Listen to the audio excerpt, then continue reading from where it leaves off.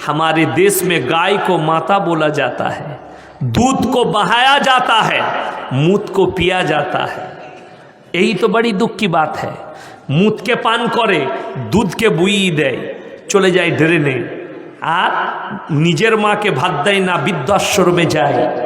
শুনেলেন আমার হিন্দু ভাইয়েরা, দলিত আদিবাসী ভাইয়েরা, ভারতের যতগুলো বৃদ্ধ বৃদ্ধাশ্রম আছে সব অমুসলিম ভাইদের, মুসলমানদের একটাও নাই। জোরে একবার বলুন সুবহানাল্লাহ। আমাদের মালদা ডিস্ট্রিক্টে যোগীজি এসেছিল, এসে বলে গেল, अगर हम बंगाल के सत्ते में आए तो 24 घंटा के अंदर गाय काटना बंद कर देंगे। क्यों? गाय हमारा माता है। बड़ी अच्छी बात है, लेकिन जोगी जी माँ को कोई बाहर रखता कि घर में रखते हैं? माँ के আপনারা কোথায় রাখেন? গোয়ালে তো। তাহলে মা কি করে গোয়ালে থাকবে? মা তো তোমার ঘরে থাকবে।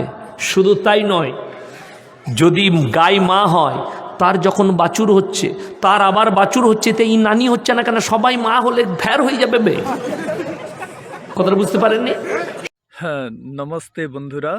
একজন मौलाना হবে, তিনি বলছেন যে दूध को बहाया जाता है, मूत को पिया जाता है, गाय को माँ बोला जाता है और अपनी माँ को वृद्धाश्रम में भेजा जाता है। আরেকটি কথা বললেন কি যোগীজি গৌমাতা বললেন, অথচ গোমাতাকে কোথায় বাঁধি না? বাইরে বাঁধি, তাকে ঘরের মধ্যে বিছানা করে খাট পালঙ্কে শোয়াই না, এটা আক্ষেপ করেছেন। यही तो चिंता की बात है। তিনি বললেন এটাই নাকি চিন্তার বিষয়। বন্ধুরা, এটা কি করে চিন্তার বিষয় হলো? কোনো সম্প্রদায়ের লোক যদি অন্ধবিশ্বাসে পড়ে দুধকে যদি শিবলিঙ্গের উপরে চড়িয়ে দেয়, সেই দুধ নালা নর্দমায় বয়ে যায়, তাতে এদের চিন্তা বেড়ে যায় কেন? কখনো ভেবে দেখেছেন? এদের চিন্তা এই জন্যই বেড়ে যায় কারণ এরা যদি গাইকে মা ভাবে এবং গোমূত্র যদি পান করে, তাহলে গরুর মহত্ব বেড়ে যাবে, গোমাতাকে তখন হত্যা করা মুশকিল হয়ে যাবে। মাতাকে হত্যা করা মানে কি? একটা বিরোধ তৈরি হবে। তো এদের মাংস খাওয়ার চিন্তা, আসল চিন্তা কিন্তু অন্য জায়গায়। দুধকে বইয়ে দেয় সেটা ওদের চিন্তা নয়, দুধ নালা নর্দমায় পচে নষ্ট হয়ে যায় সেটা ওদের চিন্তা না, চিন্তাটা অন্য জায়গায়। কি তাদের মাংস খাওয়ার চিন্তা। মাংস তাহলে খাবে কি করে? তারা তখন অন্য প্রাণীদের মাংস খাবে, তখন গাইকে বধ করে তার মাংস খেতে পারবে না। এটা তাদের সমস্যা হয়ে যাবে। কারণ একজনের মাকে অন্য বিরাদরির লোক হত্যা করে যদি খায়, সেটা বিশাল বড় অপরাধ হবে, একটা বিবাদ সৃষ্টি হবে। সমস্যা এখানে বন্ধুরা। তাহলে বন্ধুরা, দুধকে বইয়ে দেওয়া হয়, এটা কি আমাদের বেদ বা বেদানুকূল ধর্মগ্রন্থগুলো কি আদৌ অনুমতি দেয় না।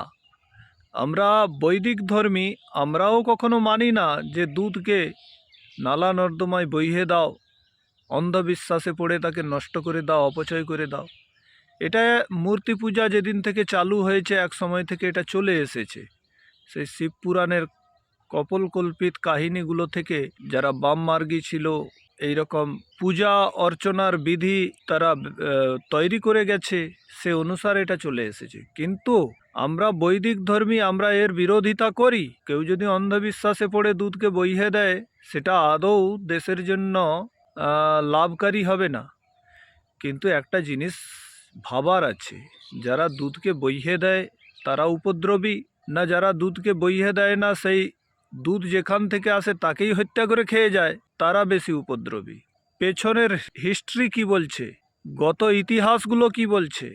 যখন আমরা ভারতের ইতিহাসগুলো খুলে দেখব, কয়েকটি স্টেটের রিসার্চ পেপারগুলো খুলে দেখব, সেখানে ধর্ষণ কেসের আসামি, অপরাধিক কেসগুলোতে যোগদান কাদের, সেটা প্রত্যেকেই জানেন বন্ধুরা।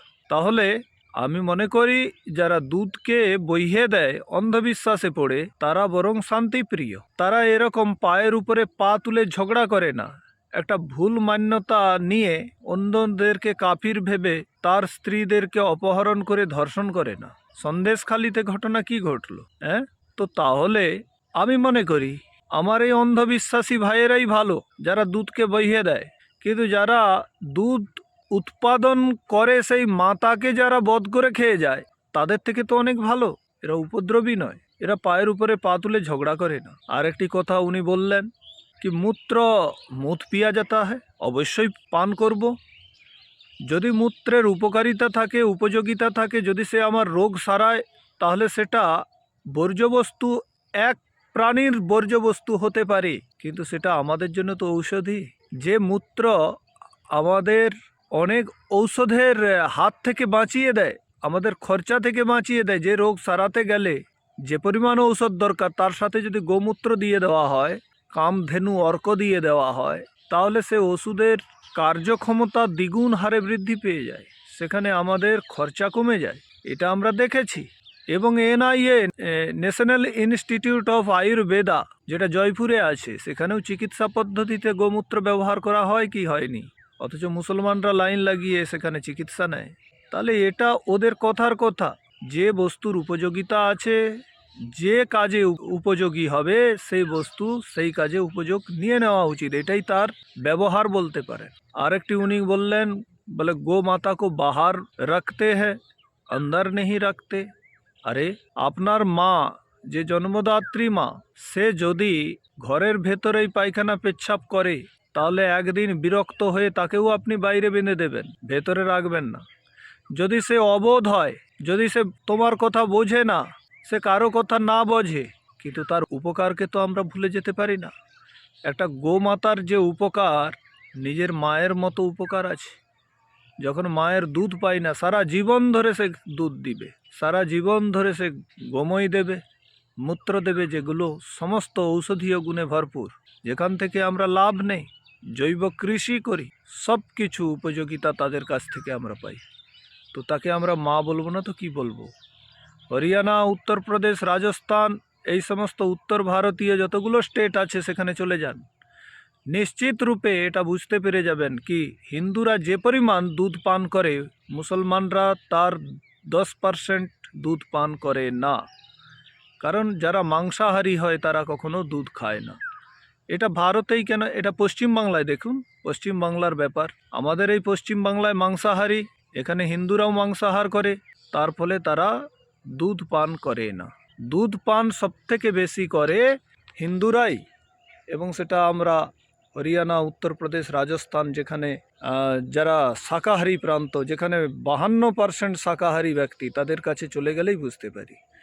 আমি একটি শ্লোকের কথা বলি, অবৈধ্যা ব্রাহ্মণা গাবো জয়তয়ঃ শিশবস্ত্রিয়া। অবৈধ্যা বলছে, অবৈধ্যা ব্রাহ্মণ, ব্রাহ্মণ মানে যে বাস্তবে ব্রাহ্মণের গুণগুলোকে ধারণ করেছে। গাবহ মানে যে গাই, গোমাতা, সে অবৈধ্যা, সে বধের অযোগ্যা। যদি যুদ্ধক্ষেত্রেও যদি চলে আসে, তাহলে মাংস খাওয়ার জন্য তাকে বধ করবেন? এটা কখনো হয়? আমাদের কোনো শাস্ত্র একে অনুমতি দেয় না। যেখানে যেখানে প্রক্ষিপ্ত মেশানো হয়েছে, মাংসাহারীদের তাণ্ডবের কারণে এগুলো মিশ্রণ হয়েছে। যারা মাংসাহারী, পরবর্তীকালে তারা এই সমস্ত আমাদের ধার্মিক গ্রন্থগুলোতে মিশ্রণ করেছে গোহত্যা। কিন্তু গোহত্যা মহাপাপ। এটা তো বিদুর প্রজাগরের একটি আমি শ্লোক তুলে ধরলাম। এভাবে মনুস্মৃতিতে শ্লোক রয়েছে, এভাবে আমাদের বেদের মধ্যে প্রমাণ রয়েছে। হ্যাঁ, यदि मे गाम हंसी यद्यस्सम यदि পুরুষম তম তাসি সেন বিদ্যাম। যদি তুমি আমার প্রিয়জনদের হত্যা করো, যদি তুমি আমার গবাদি পশুকে বধ করো, যদি তুমি আমার ঘোড়া আদি প্রাণীকে বধ করো, যারা অতি প্রয়োজনীয়, অতি উপকারী, তাহলে তোমাকে সীসা মানে বন্দুকের গুলিতে উড়িয়ে দেব। বিচার তো পরে হবে, এই রকম কথা আছে। তার মানে এটা একটা এমন ধরনের অপরাধ যার দণ্ড, যার শাস্তি কেবল মৃত্যুদণ্ড, তাকে মৃত্যুদণ্ডই দিতে হয়।